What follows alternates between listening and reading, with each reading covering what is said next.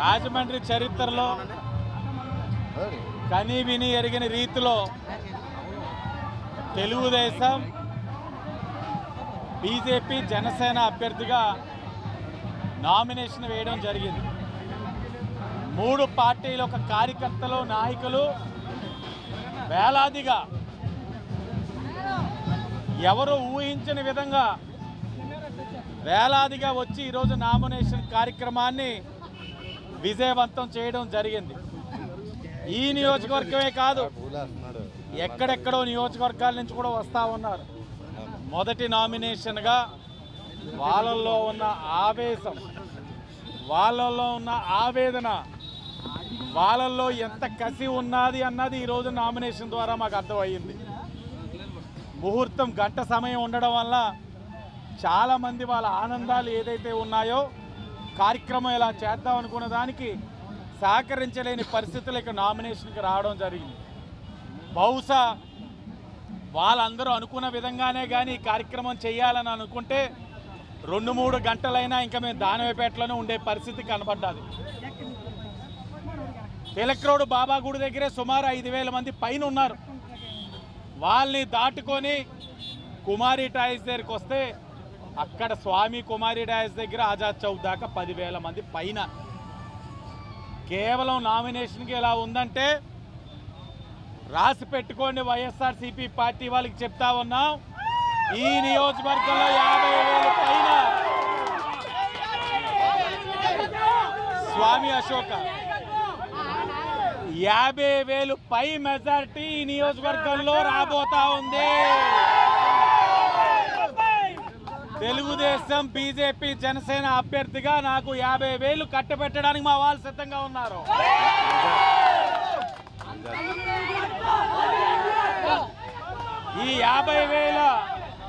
ఈ 50,000 మెజారిటీ నా గొప్పతనం కాదు, జగన్మోహన్ రెడ్డి గారి పనితనం వల్లనే ఇవన్నీ కూడా జరుగుతూ ఉన్నాయి. ఈరోజు మరలా జగన్మోహన్ రెడ్డి గారికి విజ్ఞప్తి చేస్తూ ఉన్నాం, ప్రశ్నిస్తూ ఉన్నాం. అయ్యా మీరు ఇప్పుడు రాజమండ్రికి వస్తూ ఉన్నారట, మమ్మల్ని ఇటు వెళ్ళకూడదు ఇటు వెళ్ళమంటా ఉన్నారట. మీ మీద గులకరాయిలు పడతా ఉన్నాయి, రంగురాయిలు పడతా ఉన్నాయి, ఇంకా చాలా పడతా ఉన్నాయి. సరే అవన్నీ వేరే. మీరు రాజమండ్రికి వచ్చిన తర్వాత మీ ప్రబుద్ధుడు రీల్ స్టార్ చేసిన అవినీతిని మీరు ఒప్పుకుంటారా లేదా?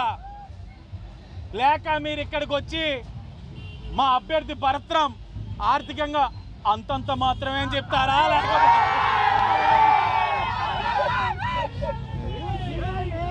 లేకపోతే 25% కమిషన్ని మీరు ఒప్పుకుంటారా అన్నది కూడా మీరు తెలియచేయాలి. అలాగే మీ నోటితోటి మీరు చెప్పారు సంపూర్ణ మద్యపాన నిషేధం చేసే ప్రజల్ని ఓటు అడుగుతానని అన్నారు. మద్యపాన నిషేధం అయ్యిందా? మరి జగన్మోహన్ రెడ్డి గారు మీరు ఏ మోహం పెట్టుకొని వచ్చి మీరు ఓటు అడుగుతా ఉన్నారు? ప్రజల్ని ఎన్నిసార్లు మీరు మోసం చేస్తారు? మీరు ఇన్ని ఇబ్బందులు పెట్టినా చెప్తా ఉన్నాం, కేసులు పెట్టారు, అరెస్టులు చేశారు, ఇన్ని ఇబ్బందులు పెట్టినా మేము ఈ పసుపు జెండాని వదలలేదు. కారణం నేను కుటుంబ సభ్యుల కింద భావించే నా కుటుంబ సభ్యులే నా ధైర్యం, వాళ్ళే నా బలం. ఈరోజు వాళ్ళ బలం ఏంటో చూపించారు. ఈరోజు బలం ఏంటో చూపించాం. మే 13న ఇది ట్రైలరే. మే 13న మీకు అసలైన బొమ్మ ఏంటో ఆ రోజు చూపిస్తాను. విచ్చేసిన ఈ కార్యక్రమానికి విచ్చేసి ఇంత విజయవంతం అవ్వడానికి కారణమైన జనసేన, బీజేపీ, తెలుగుదేశం నాయకులకు, కార్యకర్తలకు, అభిమానులకు, నా కుటుంబ సభ్యులకు, మరీ ముఖ్యంగా మాతోటి ఎండను సైతం లెక్క చేయకుండా ఇంతవరకు కవరేజ్ కల్పించిన మీడియా సోదరులకు, ప్రింట్ అండ్ ఎలక్ట్రానిక్ మీడియా వాళ్ళందరికీ కూడా పేరు పేరున నమస్కారాలు.